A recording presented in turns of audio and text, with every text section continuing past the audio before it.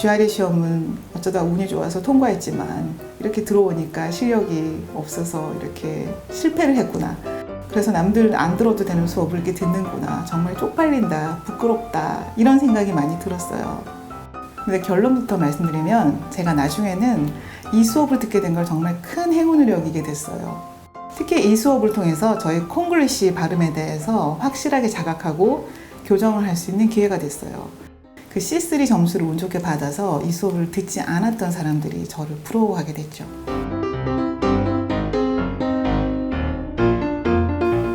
안녕하세요, 제키입니다. 오늘은 제가 대학원에 들어간 이후에 영어 수준 테스트에 떨어져가지고 영어 수업을 듣게 된 과정을 말씀드리겠습니다. 제가 대학원 학비를 전액 면제받는 대신에 수업 조교로 일을 해야 된다는 조건이 붙어 있었는데 이 수업 조교를 하려면 학생들과 영어로 소통을 할 수 있어야 되고 그리고 상담도 할 수 있어야 되기 때문에 일정 정도의 영어 수준을 갖추어야 합니다. 학교 측에서도 약간 불안하니까 이런 외국인 조교들에게는 영어 수준 테스트를 한번 해보고 이 테스트를 통과하지 못하면 외국인에게 영어를 가르치는 Second Language Study라는 학과에 가서 정식으로 영어 수업을 받도록 해줍니다. 수업 조교를 AI라고 했는데 Artificial Intelligence, 그러니까 인공지능이 아니라 Assistant Instructor라 그래서 말 그대로 조교입니다. 그리고 이 영어 수업을 그냥 들으면 되는 게 아니라 영어 수업에서 학점을 잘 받아야 할 뿐만 아니라 학기 말에 여러 명의 그 영어과 교수님과 또 학생들로 이루어진 면접관들 앞에서 15분짜리 발표 수업을 하고 그걸로 점수를 받아서 그 점수가 합격점을 넘어서야지 통과시켜줍니다. 만약에 이 테스트도 통과하지 못하면 굉장히 과정이 복잡해지는 거죠. 이 영어 테스트를 봤던 날이 저의 대학원 첫날이었어요.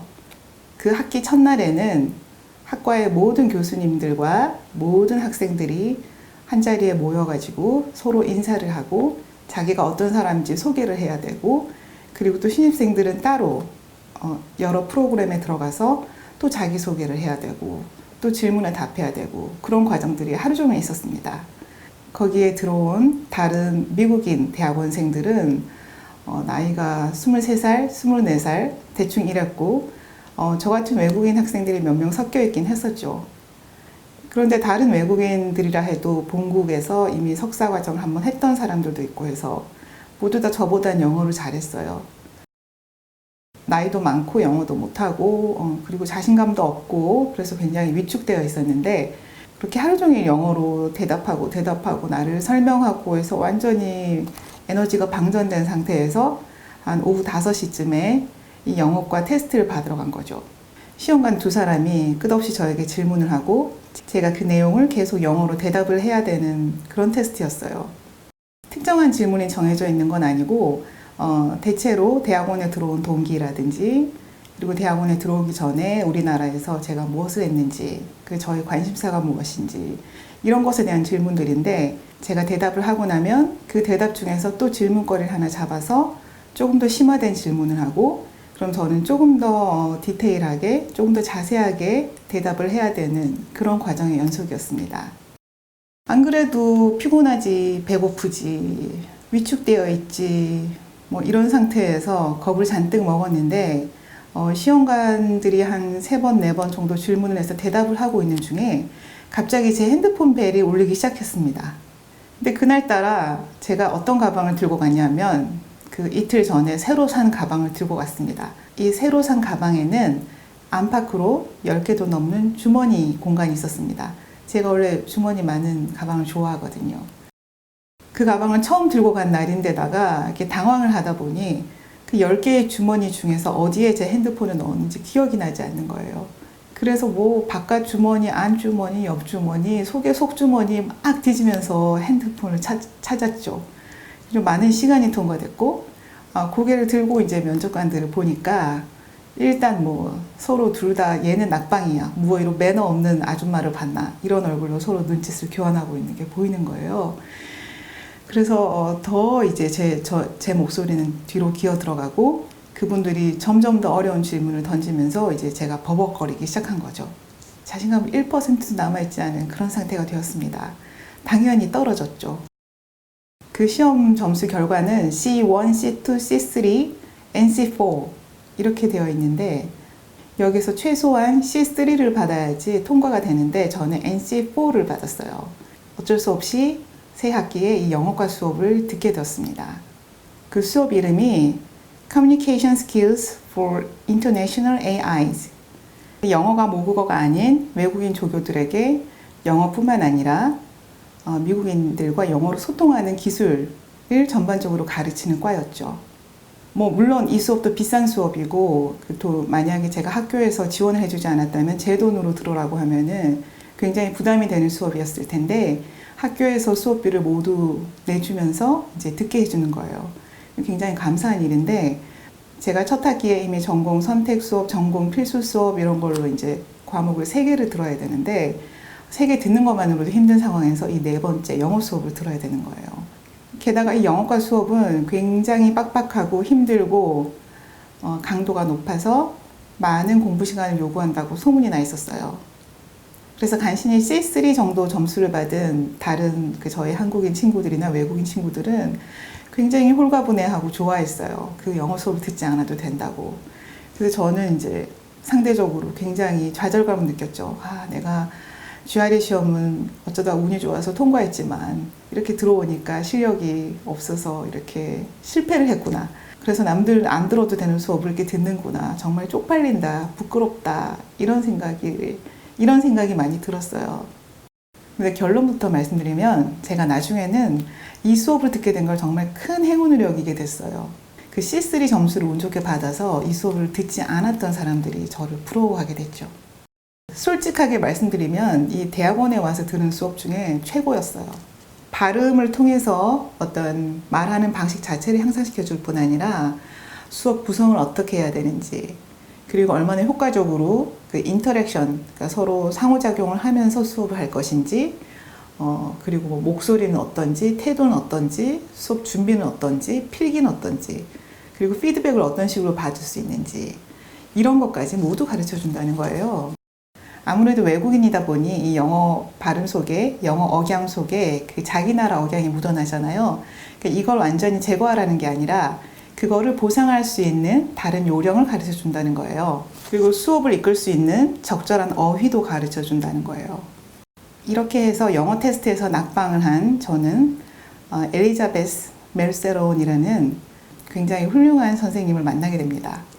엘리자베스 교수님은 자신을 베시라고 부르라고 했는데 미국에서는 엘리자베스라는 이름이 굉장히 많거든요. 물론 엘리자베스 5음절이 아니라 엘리자벳 사음절입니다. 그래서 이걸 줄이는 방식이 그 부모의 취향에 따라서 엘리라고도 하고 리즈라고도 하고 그리고 베시라고도 하고 베스라고도 합니다. 베시 선생님은 남편이 프랑스인이셨고 같은 과의 외국어 교육 디파트먼트의 프랑스어를 가르치는 교수님이었어요. 그리고 베시 선생님 원래 부전공이 불어였고 그러니까 프랑스로 유학을 갔다가 이 남편분을 만났나 봐요. 그래서 남의 나라에서 그 외국어를 하면서 살아본 경험이 있어가지고 굉장히 외국인이 얼마나 힘든지 어떤 경험을 하는지를 잘 이해를 해주셨어요. 굉장히 꼼꼼하고 정확하면서도 성실하신 그런 분이었는데 좀 엄한 선생님 같은 그런 느낌도 있지만 한편으로는 정말 좋은 엄마 같은 다정함이 있는 분이셨어요. 특히나 굉장히 게으르게 공부하는 학생들에 대해서는 냉정한 자세를 취하셨고 어떻게든 열심히 해보려는 사람들한테는 굉장히 다정한 그런 선생님이셨어요. 아니 그럼 이런 수업을 듣는데 학생들이 열심히 듣지 않는단 말인가? 이런 생각을 할 수 있지만 거기에 온 그 23살, 24살 이렇게 중국에서 유학 온 그런 학생들은 저마다 다 똑똑하고 자기가 영어를 잘한다고 생각했는데 낙방을 해서 이 수업을 듣게 되니까 굉장히 자존심이 상한 얼굴로 앉아서 불성실하게 수업을 따라가는 애들도 있었어요. 그 중에는 또 이 수업을 2번째 듣고 있는 학생들도 물론 있었어요. 그런 학생들이 그 수업을 듣는 마음이 저와 같을 수는 없었겠죠. 이 수업은 일단 일주일에 1시간 반씩 2번을 들어가야 되고 그 외에 별도로 주 1회 30분씩 개인 지도를 해주셨어요. 선생님 방에 찾아가서 30분 동안 내 발음에 대해서 정확한 지적을 받고 그거를 수정할 수 있는 발음을 선생님한테 다시 정확하게 배우는 거죠. 그리고 1시간 30분의 그 수업은 정말 잠시도 쉴 틈이 없는 빡빡한 수업이었어요. 계속 발표를 시키고 조별 과제를 시키고 서로 피드백을 주고받도록 하고 뭔가를 써서 내야 되고, 물론 선생님도 굉장히 열심히 가르쳐 가셨죠. 특이하게 이 수업의 과제들은 거의 다 1차적으로 작문을 한 다음에 그걸 제가 말로 해서 녹음을 해서 오디오 파일을 선생님에게 제출해야 되는 그런 형식이었어요. 그래서 필기로 제출하는 과제가 하나도 없고 모두 오디오 파일로 제출해야 되는 그런 과제들이었어요. 선생님은 그 내용 구성에 대해서 평가를 하실 뿐만 아니라 그 저의 발음에 대해서도 평가를 하시고 이제 얼마나 향상되었는지, 무엇을 수정해야 되는지 그런 걸 항상 지적해 주셨죠. 하드 트레이닝이긴 한데 평생에 그렇게 귀한 대접을 받으면서 비싼 수업을 들어본 적이 없다 보니, 중고등학교 다니면서 과외라는 것도 받아본 적이 없고 뭐 나만을 위한 또 개별 지도 이런 걸 받아본 적이 없다 보니 선생님과 이렇게 30분 따로 개인 지도를 받는 게 너무 행복했어요, 사실은. 그리고 또 이 선생님은 정말 내 편이다라는 느낌을 주는 그런 부분이 있었어요. 그러니까 학생이 스스로 막 답답해하는 부분을 선생님도 답답해하시면서 제가 어떻게든 향상되기를 정말 바라신다는 인상을 주셨거든요. 그러니까 제키야, 넌 이것만 잘하면 될 것 같은데 왜 이게 안 되니? 조금만 더 해봐. 뭐 이런 식으로. 그런 선생님을 만나기는 정말 쉽지가 않죠. 특히 이 수업을 통해서 저희 콩글리시 발음에 대해서 확실하게 자각하고 교정을 할 수 있는 기회가 됐어요. 물론 100% 교정이 됐다고는 볼 수 없어요. 워낙 제 습관도 있고 또 나이도 있고 하다 보니까 정말 의식을 하고 열심히 할 때는 조금 나은 듯 하다가도 조금만 사용하지 않으면 그 방법을 또 잊어버리더라고요. 그런데 제가 여기서 교정을 받았던 내용 중에 여러분들도 알아두시면 좋을 만한 것만 몇 가지 소개해 드리겠습니다. 의외로 사람들이 발음에 신경 쓰면서 이 부분에 신경 쓰지 않는데요. 영어는 한국어보다 입을 크게 벌리거나 많이 내밀거나 옆으로 많이 찢어야지 발음이 되는 그런 언어입니다. 특히나 우리처럼 입을 조금만 벌리고서 웅얼웅얼 하는 식으로 말을 하던 사람이 영어를 하게 되면 영어와 비슷한 발음을 내려고 하면은 더 많이 입을 찢어야 합니다. 첫 번째는 우리 모두가 알고 있는 F 발음입니다. frank라든지 fine 같은 거 할 때 그냥 어느 정도, 아니 F는 아니지만 F 발음을 해야 된다고 알고 있는데 실제로는 이걸 생각보다 훨씬 더 강하게 발음해야 됩니다. fine. fine 할 때도 정말 침이 튈 정도로 fine 이런 식으로 소리가 발사가 된다는 느낌이 들 정도로 fine, frank 이렇게 세게 발음을 해야지 알아듣더라고요. 그리고 지난번 편에도 말씀드렸는데 저희 남편이 자기 이름을 J라고 얘기했더니 상대가 테디로 알아들었다고 말씀드렸잖아요. 그것처럼 J 발음은 우리가 생각하는 지읒과 발음이 다릅니다. 오히려 G에 가까워서 입술을 앞으로 더 내밀면서 G라고 좀 더 세게 발음을 해야 됩니다. 우리가 생각하는 재즈도 재즈가 아니라 jazz 이렇게 되고, 그리고 감옥이라고 할 때 jail이 아니라 jail입니다. 근데 이전에 커트 보네것이라는 작가의 작품을 한국어로 번역하면서 콩글리시 제목으로 제일버드라고 나온 게 있었어요. 근데 처음에는 그게 무슨 뜻인지 알 수 없었어요. 그러니까 미국인들은 이런 표현을 보면 그게 뭔지 모릅니다. 우리는 영어라고 생각하는데. 그래서 그 경우에 제일버드라고 하면은 최고 좋은 새 이렇게 발음이 되는 거죠. 어쨌건 jail이라는 감옥이란 말과 bird라는 새라는 말이 결합됐다는 것을 알아차리기 어렵죠. 그 다음에 누구나 알다시피 R 발음이 어렵죠. R. 그 발음 굉장히 어렵죠. 특히 이게 앞쪽에 오는 경우에 우리가 발음하기 어려워요. 이것도 요령은 생각보다 세게 발음해야 된다는 거였어요. 그러니까 맞고 틀리고 할 때 right and wrong 할 때도 이렇게 세게 발음하지 않으면 그냥 white and wrong으로 들리게 되는 거예요. 그래서 R 발음을 세게 하라. R이 앞쪽에 올 때 발음을 세게 하라. 그게 선생님이 가르쳐준 요령이었죠. 의외로 이렇게 입을 크게 벌리고 발음을 세게 하라는 게 많은데 그 중에 하나가 V 발음입니다. 빅토리 할 때 V. V 발음도 우리가 굉장히 어려워하는 발음인데 실제로는 발음하는 법칙을 알면 거기서 그치는 게 아니라 그걸 더 강하게 발음해야 됩니다. 입술을 앞으로 세게 내면서 victory. 이때도 뭔가 발음이 뭔가 발사되는 느낌으로 V 발음을 해야 되는 거예요. 그러니까 victory 이렇게 세게 발음해야 되는 건데 그냥 약하게 victory, victory, victory 하면은 그냥 A, B, C 할 때 B 발음으로 들릴 수도 있는 거죠. 그 마지막으로는 Z, 우리가 Z라고 하는 Z 발음이죠. 또 굉장히 어려운데 이것도 기본은 세게 발음해랍니다. 이게 또 그냥 Z가 아니라 굉장히 세게 Z 이렇게 발음하라고. 그러니까 소리가 정말 침과 함께 공기가 바깥으로 튀어나오는 게 느껴질 정도로 세게 Z 이렇게 발음해야 되고 제로라고 할 때 한국말로 제로가 아니라 zero 이렇게 되는 거죠. zero.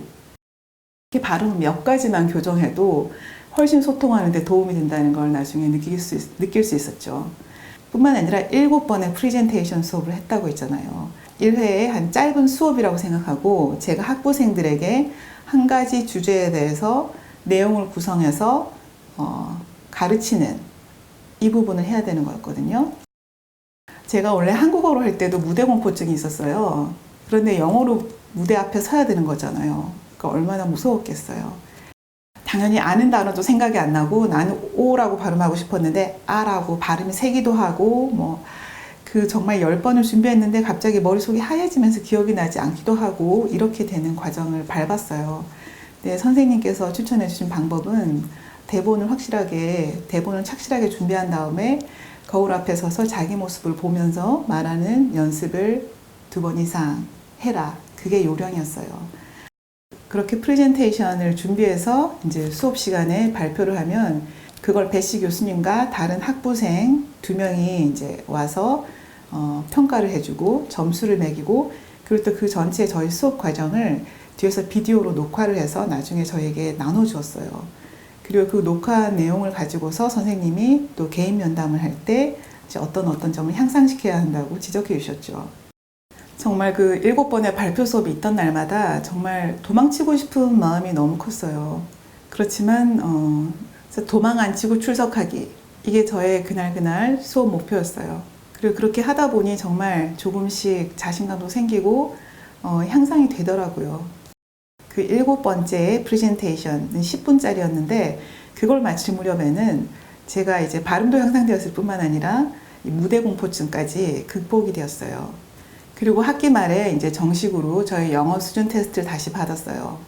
그날은 15분짜리 프레젠테이션을 준비해서 어떤 이론에 대해서 설명을 했어야 했는데 제가 거기에서 C3를 점수를 받으면 통과할 수 있는데 자그마치 C1을 받았어요. 물론 선생님이 전략도 잘 짜주시고 저의 내용 구성까지 미리 챙겨주셨죠.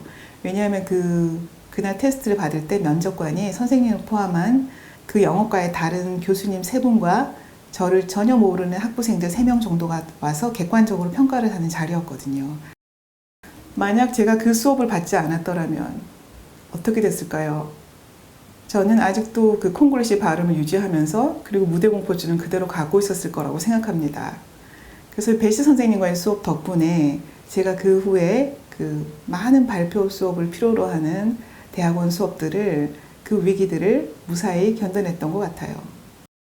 그런데 이제 이렇게 영어가 아닌 한국어로 말을 하라고 하니까 정말 날개를 달고 날아갈 것 같아요. 그게 바로 모국어의 힘인 것 같아요. 다음번에는 정말 최고의 랭귀지맘이면서 제 인생 최고의 멘토가 되어주신 밀드레드와 도로시에 대해서 말씀드리겠습니다. 시청해주셔서 감사합니다. 구독과 좋아요는 정말 좋아요. 감사합니다.